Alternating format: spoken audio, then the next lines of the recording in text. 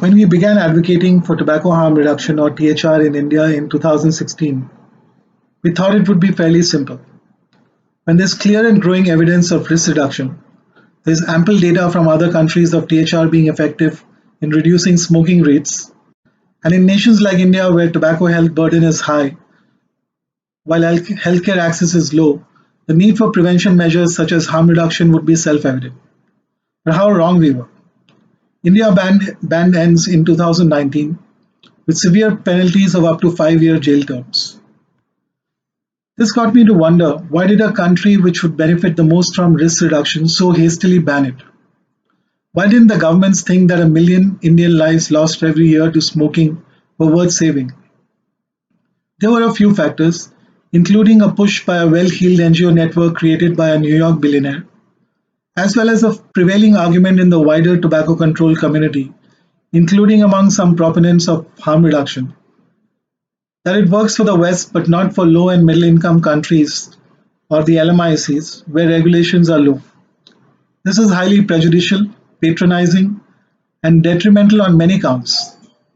But in today's talk, I will focus on the third key factor, the giant elephant in the room, which is the role of tobacco commerce, specifically the state's participation in it and the overbearing influence it has on shaping THR or anti-THR policies.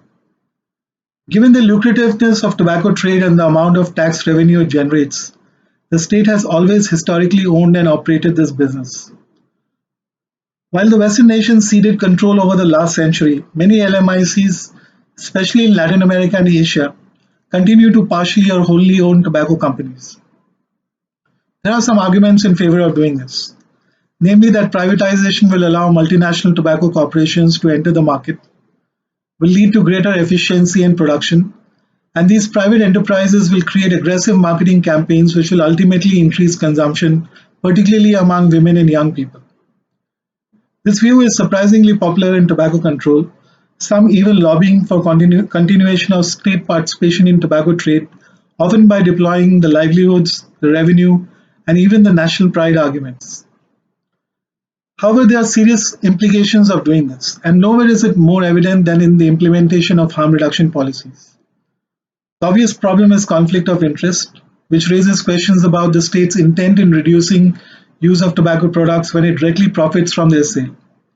But it goes beyond that. Some state-owned tobacco companies behave like public sector units, which, although also driven by profit just like the private sector, are notoriously resistant to change. They see innovation as threat and have the political means to stub it out and maintain the status quo. This effect is manifest in the ongoing pushbacks against risk reduction technologies in many Latin American and Asian nations, including India, where the state owns nearly a third of the cigarette monopoly. Playing neatly into this resistance are the tobacco control groups, who through private funding and endorsement from the WHO are quite influential in LMICs and often become faces of anti-THR policies, serving to legitimize actions which deprive tobacco users access to harm prevention, while profit remains the main driver in the background. This was amply evident in the immediate aftermath of India's ENDS ban, which robbed the country's 120 million smokers of access to less harmful alternatives, but was publicly lauded as a major success by the tobacco control groups, including the Southeast Asian hub of WHO. Meanwhile, the share prices of the state-backed tobacco monopoly shot up on the news of the ban, even accruing a hefty profit to the state through its ownership.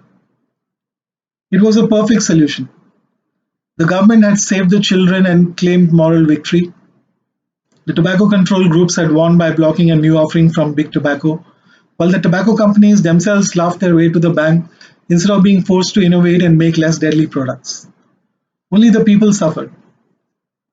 The Framework Convention of Tobacco Control, or the FCTC, holds up implementation of Article 5.3 as one of its major successes. Its purpose is to limit industry influence on tobacco control efforts. Though we people on the ground can tell you that it's often used to suppress dissenting views and delegitimize consumer groups advocating for harm reduction policies. But what happens when the state itself participates in tobacco commerce? Should that not come under the purview of Article 5.3? Can tobacco trading states be allowed to influence global tobacco control efforts?